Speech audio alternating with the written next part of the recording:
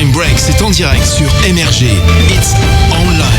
23h40 et maintenant c'est l'heure pour nous de mettre en lumière une initiative ou pas, puisque en fait, je dis ou pas parce que c'est quelque chose qui existe déjà depuis un petit moment maintenant. On parle de l'établissement français du sang, vous connaissez forcément l'établissement français du sang qui connaît une certaine crise ces derniers temps en raison justement de la crise sanitaire de la Covid-19. Les stocks de sang sont vraiment au plus bas. Justement, Alban, vous avez pu poser quelques questions à Hervé Menrad qui est le directeur de la collecte à l'EFS.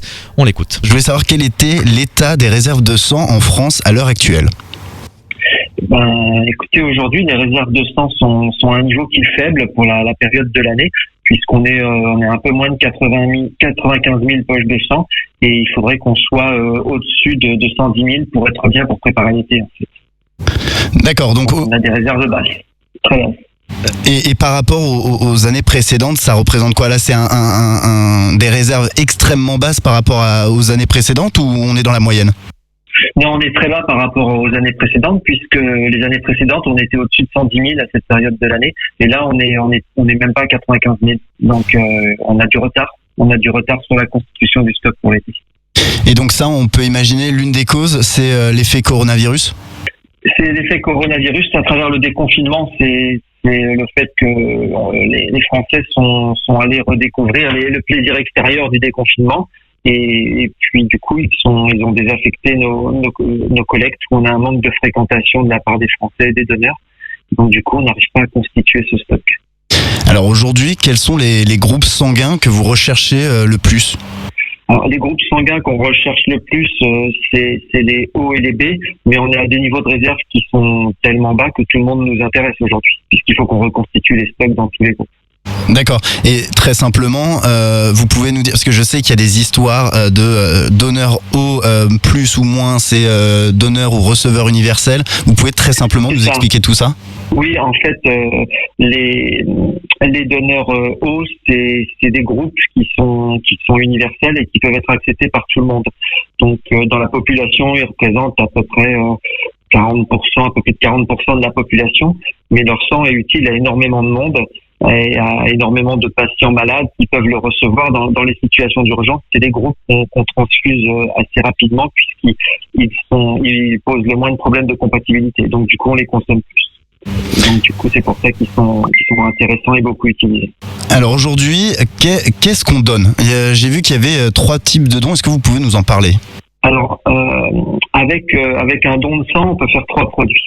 Avec un don de sang, vous allez donner votre sang, on va récupérer la poche et on va séparer les éléments qu'il y a dans le sang et on va obtenir une poche de plasma, des plaquettes et des globules rouges. Donc les plaquettes, elles ont une durée de vie très courte, 7 jours. Donc c'est pour ça aussi qu'on a besoin de dons réguliers parce que les hôpitaux en consomment énormément. Et donc on a besoin d'alimenter ce flux puisque les produits sont consommés dans les 7 jours. Donc c'est un flux continu. Les globules rouges durent 42 jours. Donc ça va très vite aussi. C'est pas une grande conservation. Et puis après le plasma, lui, est conservé plusieurs mois en congélation. Donc voilà, c'est un produit qui se maintient bien. Et là on a des stocks, on n'a pas de difficulté. Et alors tout ça, à quoi ça sert? Quelles sont les pathologies qui sont soignées avec tout ça? Alors avec les produits sanguins, on peut traiter différentes pathologies. Donc il y a notamment les patients qui sont atteints de maladies des cancers, donc qui reçoivent des produits sanguins puisque les traitements notamment peuvent atteindre leur sang et donc ils ont besoin de transfusion. Il y a les personnes qui souffrent de maladies du sang, comme la drépanocytose, qui sont des maladies génétiques où il y a une déformation des globules rouges et donc il y a nécessité de transfusion pour compenser. Il y a les opérations chirurgicales qui peuvent être consommatrices de sang ou des greffes. Et puis après, tout ce qui est traumatologie, transfusion en urgence, pour compenser des hémorragies. Voilà, c'est les grandes catégories. Et donc, les produits sanguins sont pas des produits remplaçables. C'est-à-dire que si on n'en a pas, il n'y a pas d'alternative. Donc, c'est pour ça que c'est un produit qui est extrêmement critique quand on en manque. Et aujourd'hui, quelles sont les conditions pour donner? Alors, pour donner votre sang, c'est assez simple. Il faut être plutôt en bonne santé, avoir entre 18 et 70 ans et faire plus de 50 kilos. Et vous vous présentez, vous venez sur une collecte et puis vous aurez un questionnaire à remplir. Vous verrez un personnel médical de l'établissement et puis qui évaluera si vous pouvez donner en toute sécurité. Et puis ensuite, vous pourrez donner votre sang.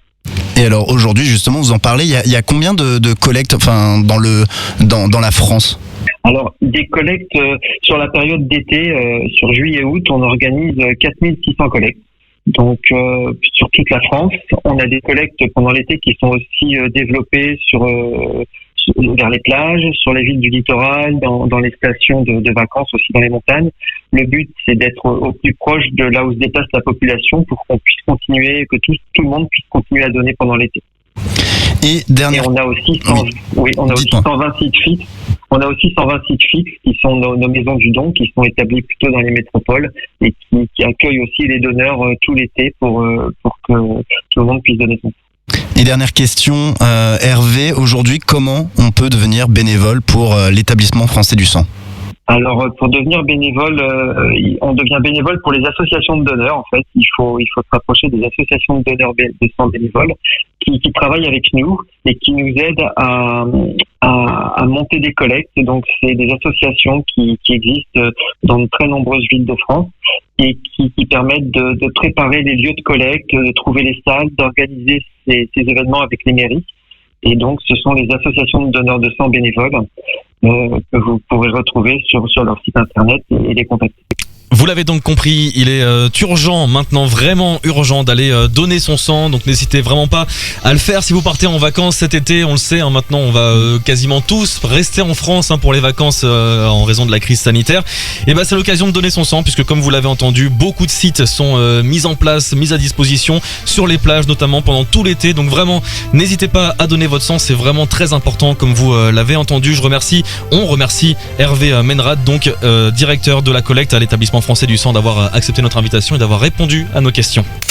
Débat, musique, bon plan, c'est Time Break en direct sur MRG.